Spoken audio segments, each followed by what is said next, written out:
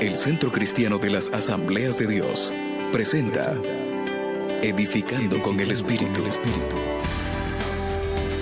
Descubre el propósito del Espíritu Santo para su vida a través de la palabra de Dios, que es pura, perfecta y eterna. Con usted el pastor Marcos Antonio Amaya.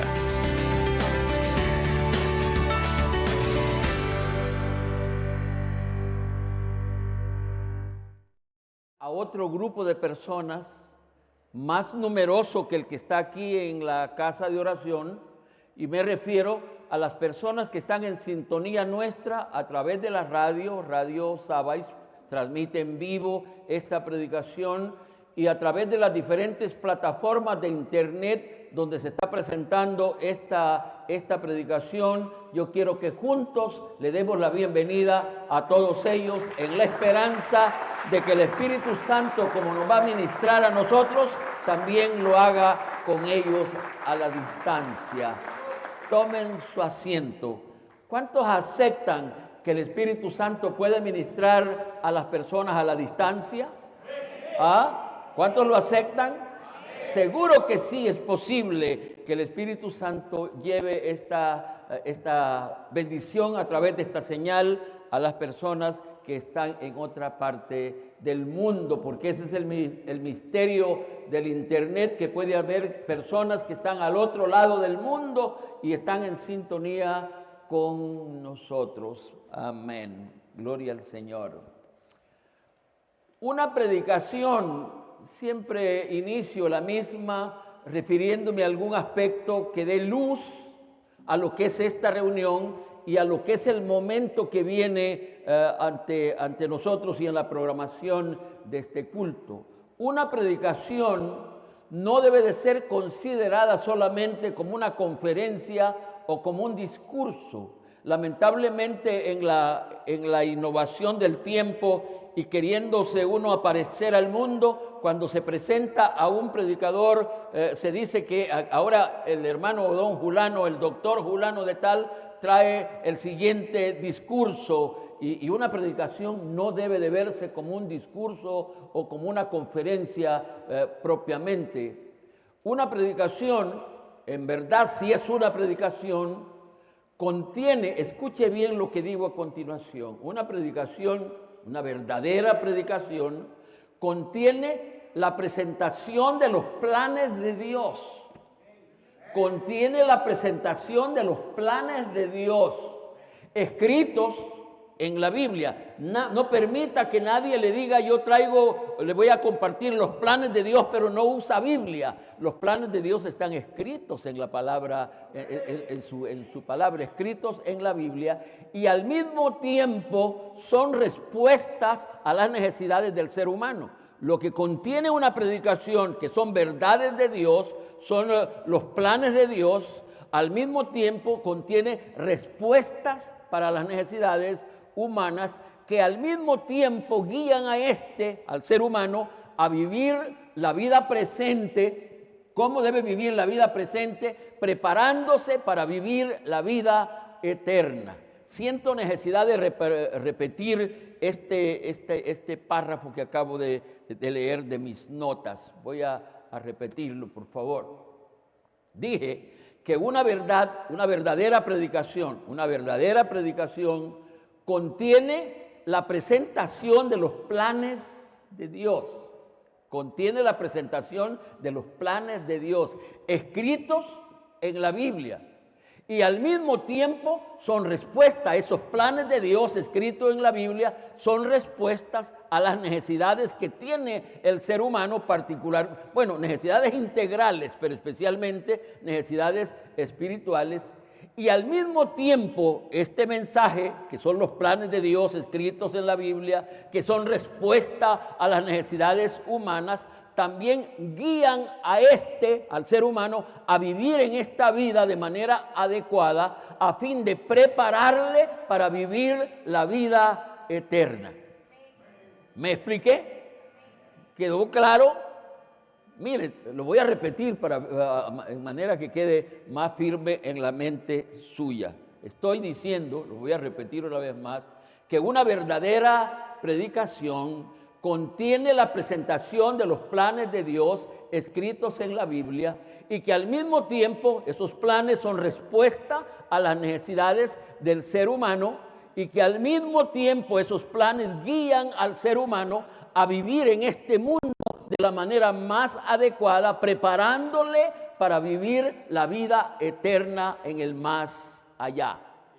Creo que hoy sí quedó un poquito más claro y ya puedo seguir. Es por eso, por lo que acabo de decir, es por eso que tanto el que predica, en el caso mío, como el que escucha, en el caso de ustedes, el que escucha una predicación no debe de verla como algo irrelevante. No es importante, yo puedo, que hable, que siga hablando el anciano este. No puede verse como algo relevante, sino como lo que es la revelación de los planes de Dios. Ustedes que van a escuchar ahora una predicación va a contener los planes de Dios para el ser humano, que al mismo tiempo son respuesta a las necesidades naturales que nosotros tenemos. Al inicio del año y en diversas reuniones he presentado los diferentes aspectos que constituyen las diferentes visiones. Este asunto de visión es cómo uno se quiere ver en el futuro. He presentado las diferentes visiones que pienso vienen del Espíritu para el presente año. Las visiones que el pastor cree que ha recibido del Espíritu para el bien de la congregación y de los oyentes, las he presentado en diversas ocasiones y que al mismo tiempo esas visiones que creo he recibido del Espíritu, como lo dije al inicio, son necesidades de la iglesia y que el consejo de la palabra viene para ser luz y tratar de corregir algunos errores que se estén sucediendo o que se estén realizando en la vida de las congregaciones. En la vida, las congregaciones están como tentadas a cometer errores, apartarse del camino, y la intención de la palabra es volvernos al camino. Por eso es que la palabra se presenta para corregir algunos errores o para llevarnos al camino que como iglesia debemos de llegar. De esas visiones y necesidades, la principal necesidad que hay en el ser humano es conocer al Espíritu Santo como está revelado en la Biblia, y en ese sentido ya he predicado una serie de predicaciones. Espero que algunos la recuerden. Especialmente hablé al principio, cuando estoy presentando la visión sobre conocer al Espíritu Santo, sentí guianza de hablar aquellas enseñanzas puntuales que dio el Señor Jesucristo sobre el Espíritu Santo. Porque si alguien habló con claridad sobre la persona del Espíritu Santo, fue el Señor Jesucristo. Y dijo aspectos que deberían de ser abrirnos el camino para entender quién verdaderamente es el Espíritu Santo. El Señor Jesucristo dijo, les conviene que yo me vaya.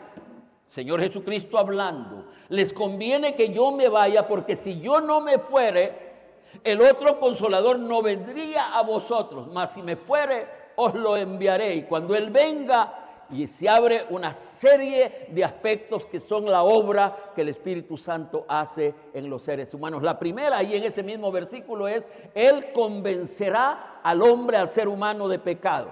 Ese es el trabajo del Espíritu Santo. Sin ese trabajo no estaríamos nosotros aquí. Uno se queda sorprendido. Yo me he quedado sorprendido. He visto hombres contrarios a las cosas de Dios, hombres blasfemos a las cosas de Dios, pero de un momento a otro les he visto en un culto y están alabando al Señor con un deseo de agradar a Dios. Y yo me pregunto, ¿cómo fue que este contrario, que este blasfemo hoy esté aquí? ¿Sabe qué fue lo que pasó? Que el Espíritu Santo lo convenció de su condición de pecado y lo hizo venir, y ahora es lo que Él es. Ya compartí esa visión que el Espíritu Santo, creo, ha puesto en mi corazón para bien de ustedes, y me refería a conocer la persona del Espíritu Santo.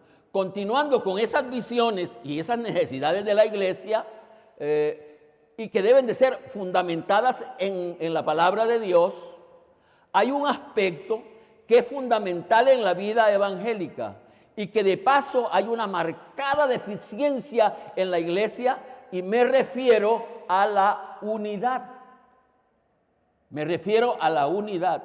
Hablando de esas visiones que yo he recibido al final del año pasado, gimiendo delante del Espíritu Santo sobre qué tratar en el presente, en el año que venía, yo sentí guianza de que, entre otras cosas, hablara sobre esas necesidades de la iglesia, y la unidad es una gran necesidad y es un gran vacío en la iglesia evangélica. Si yo preguntara cuántos aceptan entre ustedes que hay un vacío, que hay una falta de unidad en la iglesia evangélica, la mayoría de ustedes no creerían, no me contestarían afirmativamente, pero la verdad es esa. No hay unidad en el pueblo de Dios, no hay unidad, y por eso es la necesidad que tenemos de ir a la palabra de Dios y de esa palabra que salga la orientación sobre qué corregir. Y vamos a corregir la falta de unidad que hay en la iglesia del Señor. Y esa falta de unidad la podemos ver en los diferentes niveles. Lo podemos ver iniciando sobre lo que más me duele a mí en una iglesia local. En una iglesia local los miembros no son unidos. Hay divisiones por todos lados. Aunque el grupito sea pequeño, ya hay divisiones en el grupito pequeño, porque la hay hasta en las familias.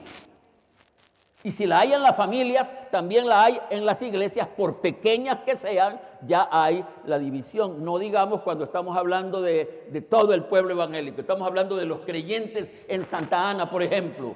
¿Ustedes creen que los creyentes en Santa Ana somos unidos? Si fuéramos unidos no habría tanta organización. Pero ahí están las divisiones. De una iglesia, de esta iglesia pudiéramos decir, si nace alguien que dice, mire, no me gusta cómo dirige la iglesia el pastor Amaya, no me gusta, él solo habla del Espíritu Santo. ¿Y qué haría él?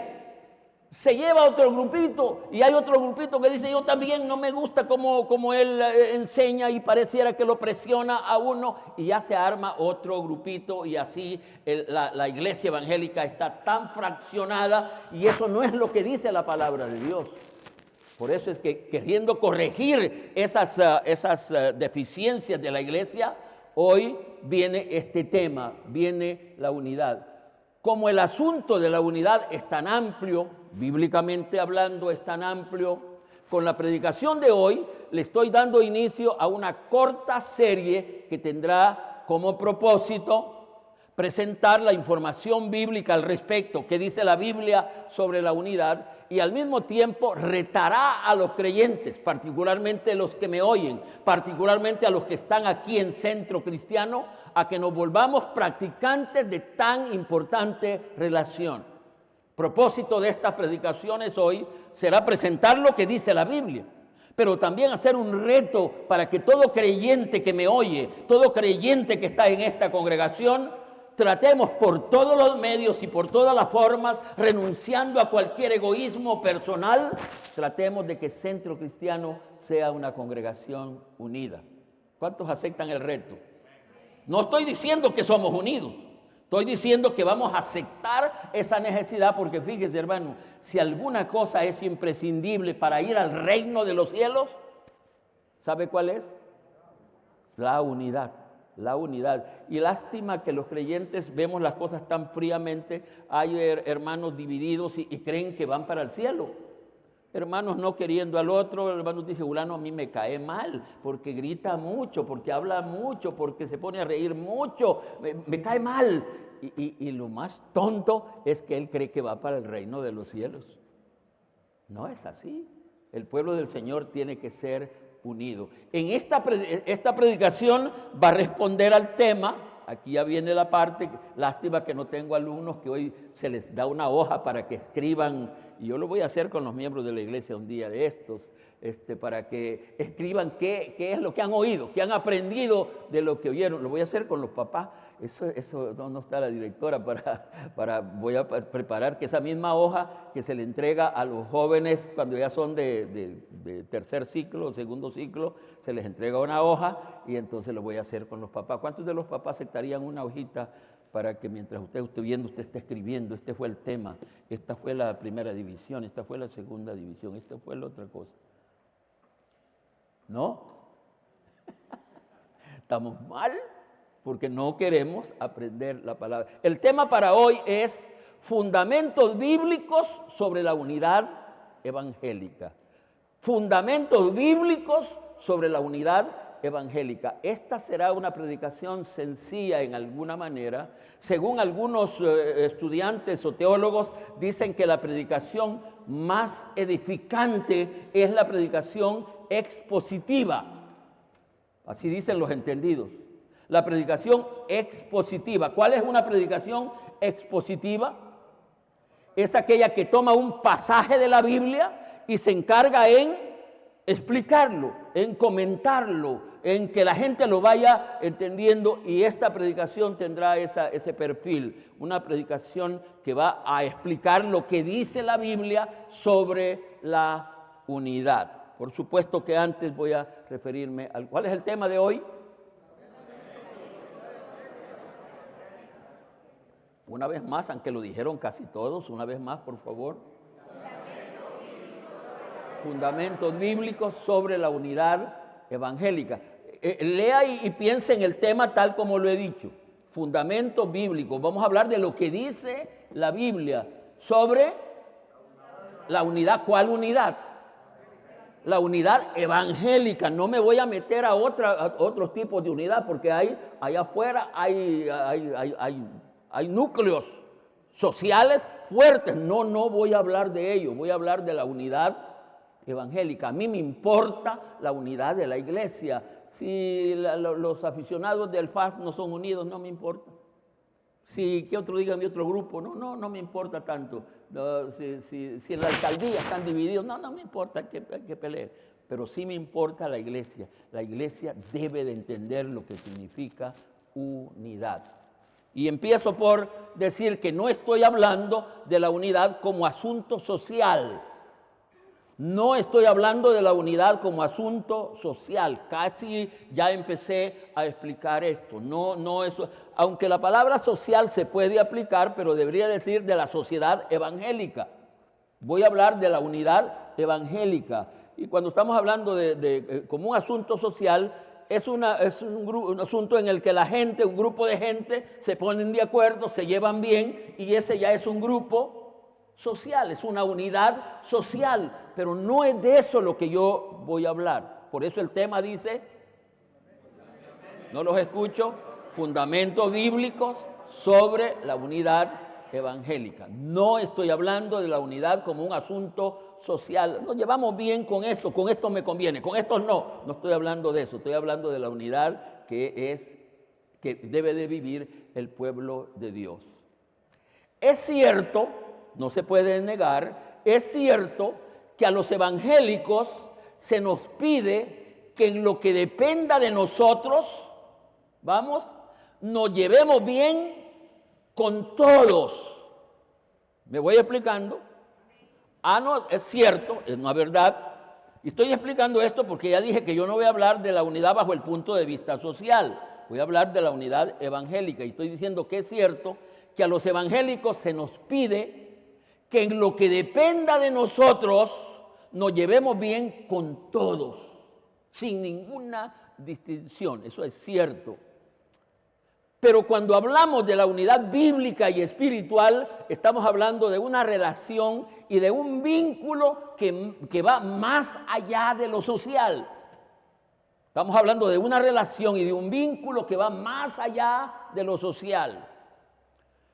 Porque el asunto es que la unidad social no enmarca con el fundamento bíblico. La unidad social no enmarca en el fundamento bíblico. Porque la unidad social demanda que uno se lleve bien con los que quiere llevar bien, o con los que tienen algo de afinidad con uno. Esa es la unidad social. Es por eso que los ricos en su mayoría se llevan bien entre ellos mismos. Es por eso que los intelectuales, hay una sociedad de abogados no sé si es para ponerse de acuerdo, cómo lo apreten a uno, pero hay una sociedad de abogados que se llevan bien entre ellos. No estoy hablando de ese tipo de unidad. Los ricos se llevan bien con los ricos, díganme otros grupos sociales que se llevan bien contra ellos. No estoy hablando de eso. Estoy hablando de una unidad que es diferente y que tiene su fundamento en la palabra de Dios. Mientras que la unidad evangélica derriba todas esas diferencias para ser un solo pueblo sin diferencia de color, de raza, de lengua y de ninguna cosa. Particularmente yo en Centro Cristiano, y por eso algunos que tienen centavos no les gusta Centro Cristiano, porque yo he creído que en la iglesia del Señor no debe de haber diferencia entre el que tiene y el que no tiene. Todos somos una sola cosa. No debe no haber diferencia en el que sabe mucho, que tiene títulos. Es por eso que aquí yo no llamo a nadie el doctor Julano. No, aquí somos hermanos en la fe. Amén. Porque la unidad evangélica es otra cosa. Bota toda barrera cultural o social para hacer de todo el pueblo evangélico un solo pueblo. Que se lleve bien, aunque este no es asunto de sangre. Hay veces que uno dice, es que Julano a mí, ¿qué han oído ustedes? Es que Julano a mí me cae mal. Es que tiene sangre pesada. Es que yo no quiero a los cheles porque soy negrito. O el chele dice que yo no quiero a los negros porque son prietitos. Aquí en la unidad evangélica no hay color. Aquí si vinieran chinitos, aquí son bienvenidos los chinitos con sus ojitos rasgados, pero aquí serían bienvenidos porque en la unidad evangélica no debe de haber ningún tipo de diferencia. ¿Qué dicen ustedes? Esa es la unidad bíblica y evangélica. Y no es solo de palabra, porque la mayoría de nosotros somos buenos para hablar. No es de palabra, es de hechos. Si vemos a alguien en desgracia, ¿qué deberíamos de hacer si hubiera unidad verdadera? Ayudarle. Pero nosotros no hacemos eso. Nosotros decimos que estamos unidos, pero vemos a otro comiendo tierra y no somos nadie para ayudarle, y eso no es unidad. Vamos a seguir hablando durante la semana. Lamentablemente, la iglesia, apartándose de los postulados bíblicos y del Espíritu Santo, porque si alguien está interesado en la unidad de la iglesia, ¿saben quién es? Y si alguien puede ayudar a la iglesia para la unidad de ellos, ¿sabe quién es? Es el Espíritu Santo. Por eso digo que lamentablemente la iglesia, apartándose de los postulados bíblicos y del Espíritu Santo, ha permitido que el padre de las divisiones y disensiones y de la separación haga su trabajo penetrando en la iglesia para producir división en la iglesia, y me refiero a Satanás, porque Satanás es el padre de la división, y cuando hay división en la iglesia es obra de Satanás, y es porque no hemos permitido que la palabra y el Espíritu nos ayude para entrar en el proyecto de unidad que tiene la iglesia y el Espíritu Santo. Sin embargo, aquí estamos nosotros reconociendo el valor e importancia de la unidad, así como reconociendo la falta de esta en la iglesia. ¿Cuántos me dicen amén? Debemos de reconocer que hay falta de unidad en la iglesia, y aquí estamos nosotros para reconocer esa falta de unidad que hay en la iglesia. Queremos oír lo que dice el Espíritu, queremos oír lo que le dice el Espíritu a la iglesia a través de la palabra de Dios. Y lo que vamos a hacer de aquí en adelante es eso, leer la palabra de Dios, solo que tengo todavía otro aspecto. Tal como lo dice el tema, ¿cómo lo dice el tema? Fundamentos bíblicos de la palabra de Dios. En esta predicación vamos a leer diferentes pasajes de la Biblia que hablan de la unidad evangélica con el propósito de comprenderla. Eso es lo primero, hay que comprender qué es la unidad. Hay que aceptar cómo estamos. Cuando ya hemos comprendido, y en el caso de aceptar que no somos practicantes, dado a su importancia, debemos de corregir esa deficiencia espiritual, si es cierto que la hay en nuestro medio. Pero antes hay un aspecto que como predicador yo siempre la uso y me refiero a que antes de hablar un asunto trato de preparar una definición. Y aunque este asunto de la unidad es tan común, cuando uno ya está queriendo tener una definición lo más correcta posible de la misma, encuentra que es un poco complicado. Si yo les preguntara a ustedes, y que no fuera una pregunta retórica, les preguntara, ¿qué es la unidad? ¿Tienen a flor de labio una definición? ¿Qué es la unidad? Como una sola palabra, sí, pero una definición. Una definición tiene varios componentes para tener una definición. Lo más seguro es que nos costaría tener una definición a pesar de lo simple, de lo común que es hablar de la definición. Por eso quise preparar mi definición y como lo he dicho antes, esa definición no es secular, es mía. Es lo que yo he tratado de entender sobre determinado asunto y en este caso sobre la unidad. Y la escribí de la manera siguiente. La unidad evangélica, esto voy a pedir que en un momento me la pongan en la pantalla de aquí atrás. La unidad evangélica es un milagro realizado por el Espíritu Santo, porque es complicadísimo. No es cierto que nos guste la unidad. Entonces la unidad evangélica es un milagro realizado por el Espíritu Santo a través del cual las diferencias personales son quitadas para conformar un diferente grupo de personas, que entienden lo mismo, que creen en lo mismo, que aman lo mismo, que viven lo mismo y que van al mismo lugar. Una posible definición, posiblemente hayan otras, pero yo he traído esta. Voy a leerla una vez más. ¿Está delante de ustedes? No, todavía no, pero en un momento está para que ustedes la puedan leer. Si los que están filmando me permiten que yo me mueva un poquito para que pueda leerla con ustedes, me va a favorecer. Dice mi definición. No estoy hablando de una definición, repito, secular, sino estoy hablando de mi definición. La unidad evangélica es un milagro realizado por el Espíritu Santo. No creo que pueda haber de otra cosa. Si el Espíritu Santo no nos une, no vamos a poder jamás tener unidad. Entonces es un milagro realizado por el Espíritu Santo, a través del cual, a través de ese milagro, las diferencias personales, que son muchas, cada persona es un mundo, son quitadas esas diferencias personales para conformar un diferente grupo de personas que entienden lo mismo, que creen en lo mismo, que aman lo mismo, que viven lo mismo y que van al mismo lugar. ¿Quedó un poquito claro? Repito, esa es mi definición. ¿Qué es la unidad? La pueden decir ustedes para que ese asunto de repetir tiene su lugar. ¿Lo pueden hacer ustedes ahora? Por favor. ¿Qué es la unidad? Y solo deben de leerla. Es un milagro realizado por el Espíritu Santo, a través del cual son quitadas las para conformar un nuevo pueblo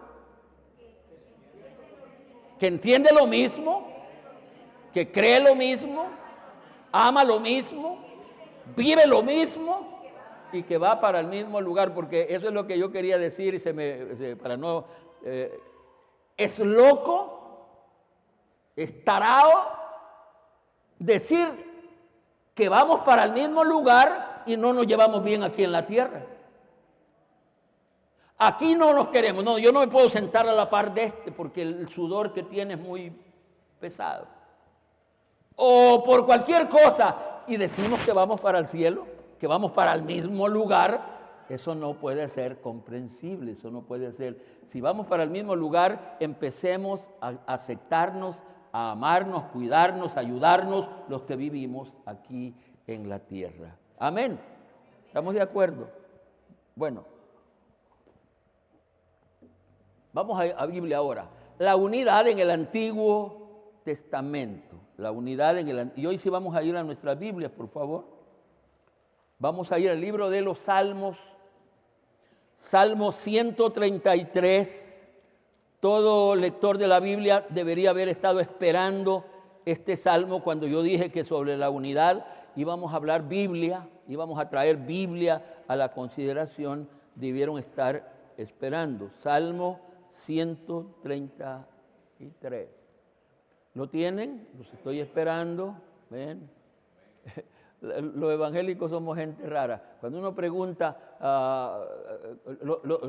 digan amén los que ya lo tienen. ¿Saben quiénes son los que dicen amén? No, los que no lo tienen.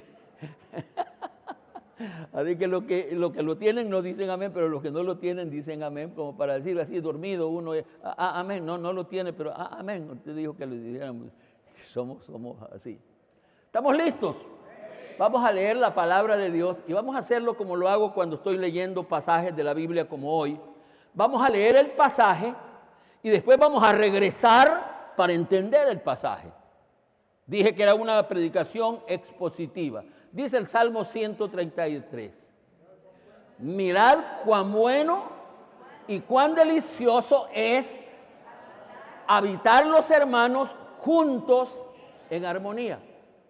Es como el buen óleo sobre la cabeza,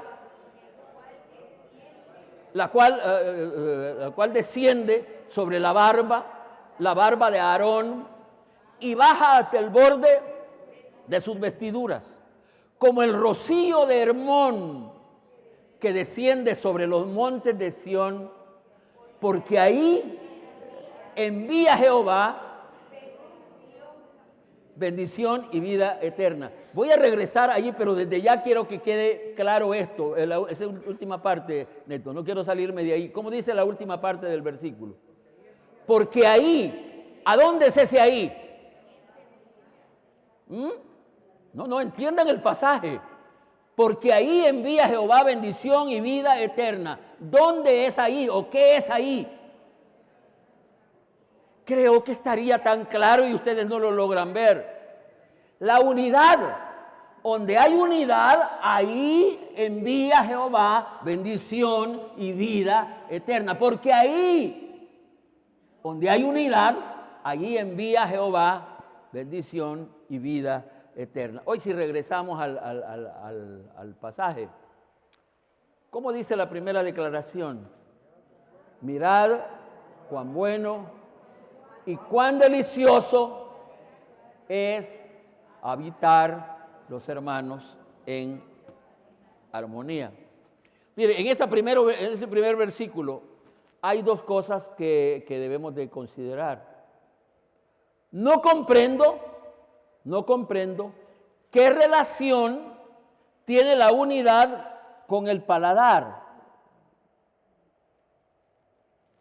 ¿Me van siguiendo? No comprendo qué relación tiene la unidad con el paladar, con el sabor. Porque dice, mirad cuán bueno y ¿a dónde se sabe que una cosa es deliciosa? Al paladar. O puede ser a la vista en una aplicación más lejana, pero generalmente lo delicioso, a donde uno está comiendo algo, cualquier cosa, y dice, qué delicioso esto. No encuentro la relación que tenga el paladar sobre la unidad, porque dice, mirad cuán bueno y cuán delicioso, ¿qué es lo delicioso para él? Y eso es lo que vamos a tratar de no solo entender, sino vivir. Sentir que cuando nos llevamos bien, no con uno, sino con todos, eso debe de ser delicioso. Qué lindo es cuando yo me llevo bien con el que no me gusta, con el que me cae un poquito mal, con el que no... ¡Delicioso! Ahora, aclaro lo que dije al principio. No estoy hablando de una unidad social, que dice el mismo versículo que estamos leyendo. Cuán delicioso es, y mire hermano, queriendo interpretar el versículo, no estamos hablando de la comunidad evangélica mundial, no. Estamos hablando de la iglesia local. No sé si lo ves ahí. Dice, cuán delicioso es habitar. Esos que se sientan a la par todo el tiempo y hasta que usted sabe qué olor tiene el sudor. A esos, habitar los hermanos, esto era para el pueblo de Dios. Habitar los hermanos. Estamos hablando de una unidad diferente, no del mundo, no de la unidad del pueblo de Dios. Habitar los hermanos juntos. ¿Qué diferencia hay entre juntos y armonía? Ayúdenme, hombre. ¿Qué diferencia hay entre juntos y armonía? Los hermanos allá atrás están juntos, están cerquita y hasta me parece que le he metido la mano por ahí. Agárrelo, hermano, para que no vea. Ellos están como, pero quién sabe si están en armonía. ¿Me explico? Pero en esta unidad que es deliciosa, no solo hay que estar juntos, sino que estar en armonía. Fíjate que este asunto de la armonía tiene que ver en parte con la música. Cuando los diferentes instrumentos tocan con la misma armonía, cada uno, armonía. Y eso es lo que el Señor espera que haya en la iglesia del Señor. Ahora, para ir hablando, ¿cuántos creen que la iglesia evangélica vive así? Seamos honestos. No tenemos eso. Cada uno quiere alar para donde le da la gana, porque no hay unidad.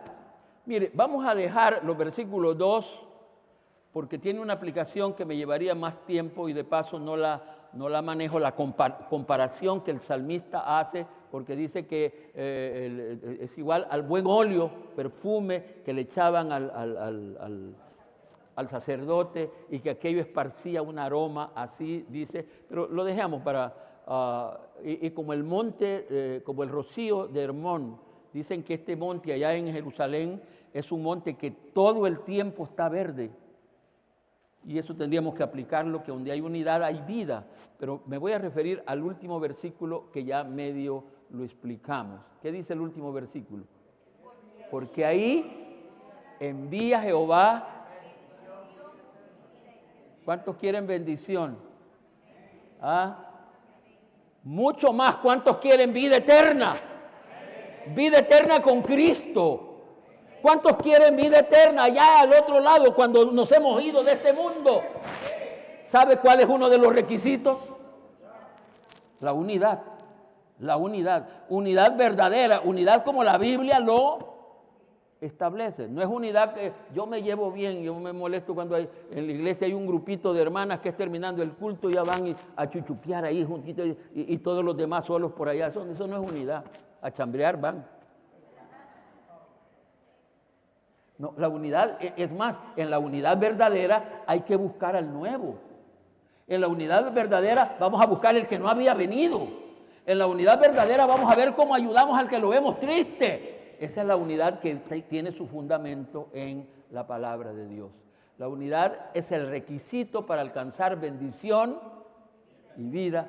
Y ya me dijeron ustedes que quieren bendición, seguro. Yo quiero bendición. Y yo quiero mucho más vida eterna. ¿Qué debo de hacer? Y hoy quiero que me ayuden porque vamos a tener algunas prácticas al final de la predicación. ¿Cómo hacemos para que nos llevemos bien? Para que haya unidad entre nosotros. Yo quiero que ustedes me digan qué vamos a hacer.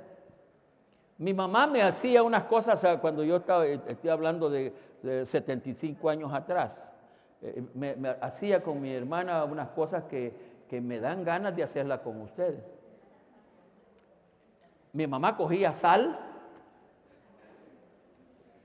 y le ponía en la espalda de mi hermana, ella era mayor, y me mandaba a mí, porque ella decía que se quejaba de mí, y el sudor de esa mujer, esa cipota, ácido como el puro limón, y me obligaba.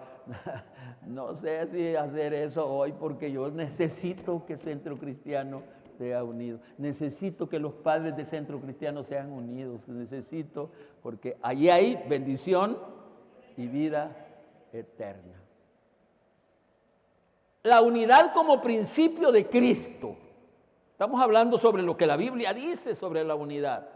La unidad como principio de Cristo. Y vamos a ir a otra cita bíblica. Hoy vamos a ir a San Juan.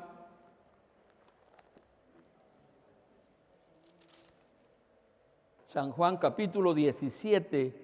Y fíjense, hermanos, que sobre este capítulo habría mucho que decir.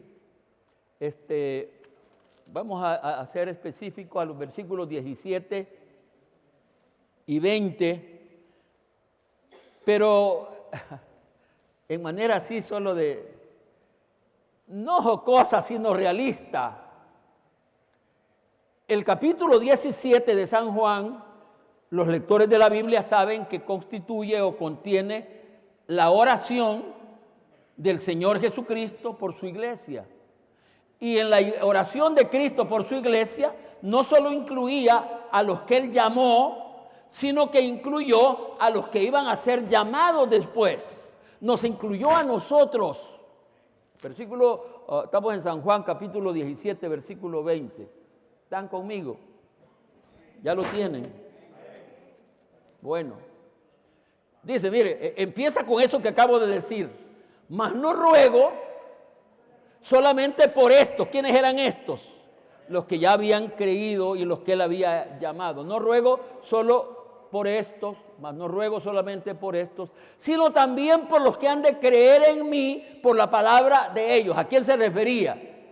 A nosotros, hasta nosotros y hasta los que vengan más tarde, porque esta oración nos alcanzaba a nosotros también, así como aquellos primeros que habían aceptado.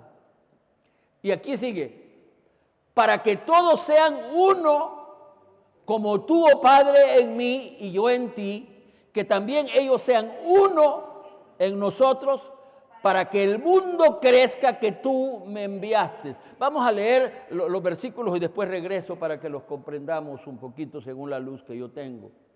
La gloria que me diste, yo les he dado para que sean uno. Ese fue el deseo del Señor Jesucristo, para que sean uno. Así como nosotros somos uno, yo en ellos y tú en mí, para que sean perfectos, perfectos en unidad. Para que el mundo conozca que tú me enviaste y que los has amado a ellos como también a mí me has amado. Vamos a regresar para sacar algún provecho a esto. No ruego, estoy hablando del versículo 17, mas no ruego solamente por ellos, sino también por los que me has dado, que crean en mí por la palabra palabra de ellos. Ya hablamos de eso. Versículo 21 propiamente. Para que todos sean uno como tú, oh Padre, en mí. El Señor estaba pidiendo por la unidad de nosotros, la unidad de la iglesia, y el ejemplo, el tipo, el modelo de unidad que Él estaba deseando, ¿sabe cuál es? ¿Sabe cuál es? Es la unidad que tiene la Trinidad. Es la unidad que tiene Dios en la Trinidad. Lo he predicado en los días anteriores y dije en uno de esos temas que para conocer al Espíritu Santo primero hay que conocer la integración de Dios.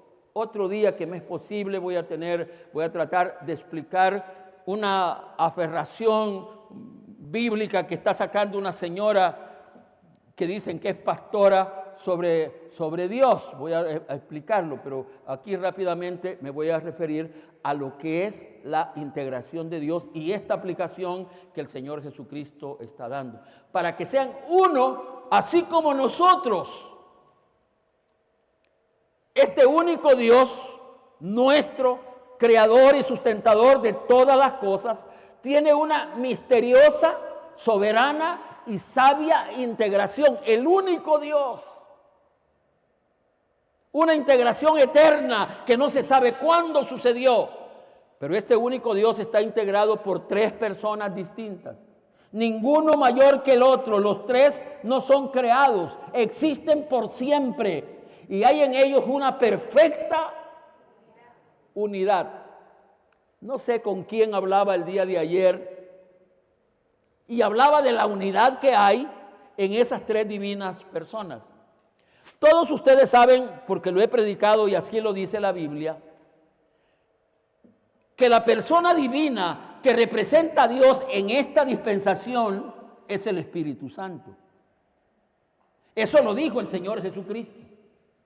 Me voy, en mi lugar, dijo, va a venir el Espíritu Santo y Él va a guiarles a toda la verdad. Así que el que hace todo lo que sucede en el día de hoy es el Espíritu Santo. El que convierte, el que trae a la persona, el que convence a la persona, el que produce el nuevo nacimiento, el que cambia la vida de las personas, el que hace que tengamos una vida victoriosa, el que nos guía a toda la verdad, el que hace todo es el Espíritu Santo. Sin embargo, por alguna razón, que no voy a entrar en discusión en este momento, la mayoría de evangélicos hemos desoído lo que el Señor Jesucristo, y a quien reconocemos que anda con nosotros, ¿quién es? Díganlo, por favor. El Señor, no, nosotros, es decir, los de centro, pero la mayoría reconocen que el que anda, aceptan que el que anda con nosotros, el que anda con ellos, el que está aquí en la tierra, es el Señor Jesucristo. ¿Cierto? El que anda con nosotros, el que nos ayuda, el que aquí es el Señor Jesucristo. Esa no es la verdad bíblica. Esa no es la verdad real. El Señor Jesucristo está en el cielo y estamos esperando que Él venga. Y mientras Él no viene, el que anda aquí en la tierra con nosotros, ayudándonos, acompañándonos, guiándonos, es el Espíritu Santo. Y nosotros no le damos gloria a Él. ¿Me van siguiendo? No.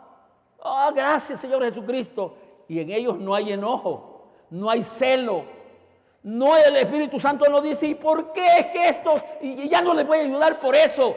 ¿Por qué no dice eso? Porque en ellos hay una perfecta unidad. A lo máximo el Espíritu Santo debe decir, estos mis hijos sí son cabezones. Allí están las cosas tan claras y ellos no quieren saber que el que hace esto soy yo. Pero no hay pleito entre ellos. Fíjese. Cuando el Señor Jesucristo vino a este mundo, ¿quién lo ayudó? Desde su nacimiento.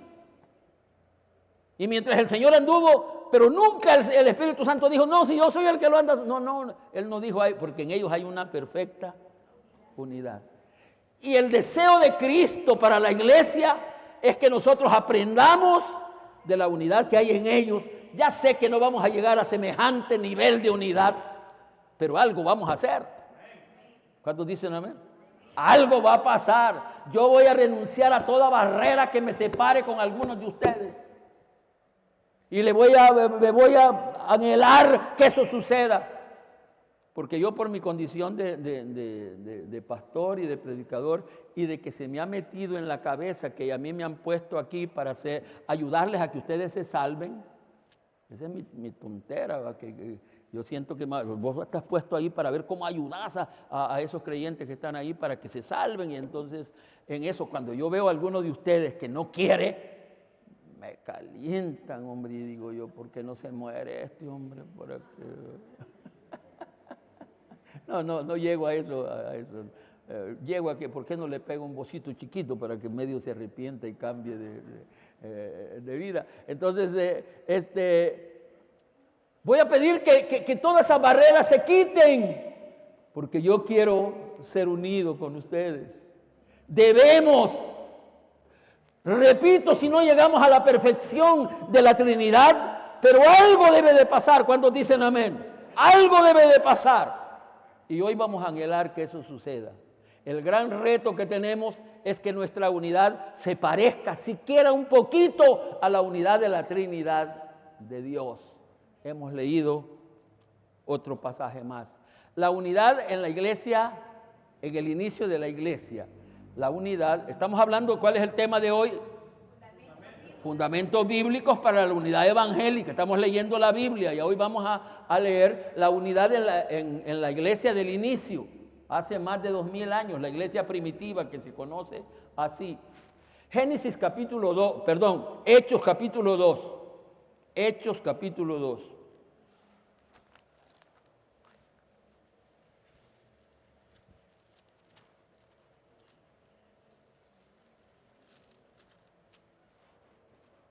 La unidad, hermanos, ha sido un asunto vital para la iglesia y lamentablemente hemos permitido que el demonio se meta y produzca divisiones en nosotros sin razón. Yo cuando estoy hablando con la iglesia en reuniones más pequeñas, les digo que no hay ninguna razón para que Centro Cristiano no sea unido.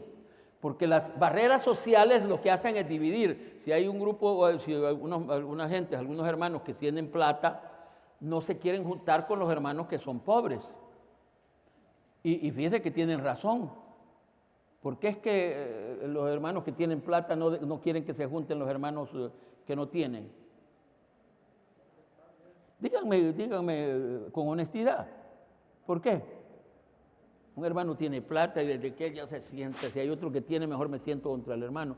Porque ese que tiene que tiene plata también no le va a pedir, no le va a prestar. Pero si se sienta a la par de un hermano que está pelado, ¿qué cree que es lo que va a hacer primero? Desde que lo ve, hermanito, no tiene alguna ofrendita por ahí que me la pase. Y si el otro solo se puede reír, no, hermano, pero me pudiera prestar, aunque sea con interés alto, hermano. Y por eso, pero nosotros aquí no tenemos ninguna de esas diferencias, hombre. Aquí solo peladitos habemos, hombre. ¿O no? O algunos están molestos. No, me dice, yo vendo agujas por mayor. Siempre vendedor de agujas, pero por mayor. No, hombre, nosotros no tenemos por qué no llevarnos bien. Es lo mismo. Ahí salimos en bicicleta y el que poquito en su carrito, algo ahí, pero estamos bien. Hechos capítulo 2, dije, versículo 1. Hechos capítulo 2, versículo 1. ¿Qué dice? ¿Están conmigo?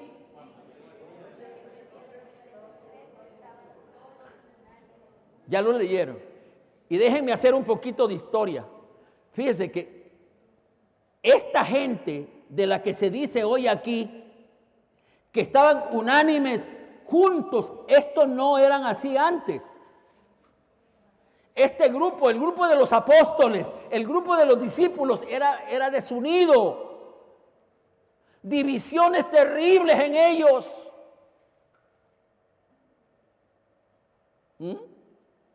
Peleando por quién sería el mayor. Peleando quién tendría más. Y el Señor les dijo, los regañó. Pero mire cómo es el milagro. Por eso es que, ¿cómo es la definición que yo puse? La unidad es un milagro. Porque no hay cosa que la expliquen. Entonces, cuando llegó el día de Pentecostés, estaban todos unánimes juntos. Repita otra vez. Estaban todos unánimes juntos. Si quiere, empecemos de lo más fácil. Juntos, todos unánimes. Quizás ese sea el orden que pudiéramos decirlo. Estaban juntos. Estar juntos no cuesta un poco, pero no tanto. ¿Qué es estar juntos? Yo digo que aquí casi todos estamos juntos, no hay mucha separación, algunos de los que, pero no todos. Estaban todos, aunque yo he predicado que ese asunto de decirlo todos no deberíamos de usarlo, porque uno no sabe lo que pasa en medio del pueblo. Todos estamos contentos y uno está con la cara así toda larga, que usted no está contento con nada del mundo. Entonces, pero aquí estaban todos unánimes. Aquí sí empieza a ver, ¿qué quiere decir unánimes? Unidad, queriendo lo mismo, pensando lo mismo, creyendo lo mismo, estaban todos unánimes juntos. Y aquí lo más lindo, cuando se logra esa unidad, ¿qué dijimos allá en los Salmos? Hay bendición y vida eterna. ¿Saben lo que pasó cuando los hermanos estaban todos unánimes juntos? Que de repente vino del cielo el Espíritu Santo y entró a la casa donde estaban. Y los bendijo, maravillados de lo que estaba pasando, porque todos estaban unánimes juntos. La iglesia en el principio fue unida. Después el diablo se empezó a meter y ya empezó a haber división, ya cuando uno llega al capítulo 6.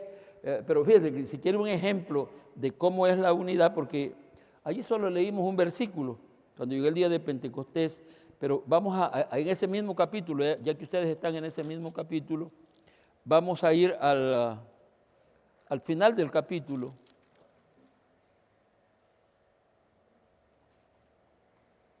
Versículo 44 del mismo capítulo 2. Una vez más se usa la palabra todos. Todos los que habían creído estaban como juntos. ¿Y qué?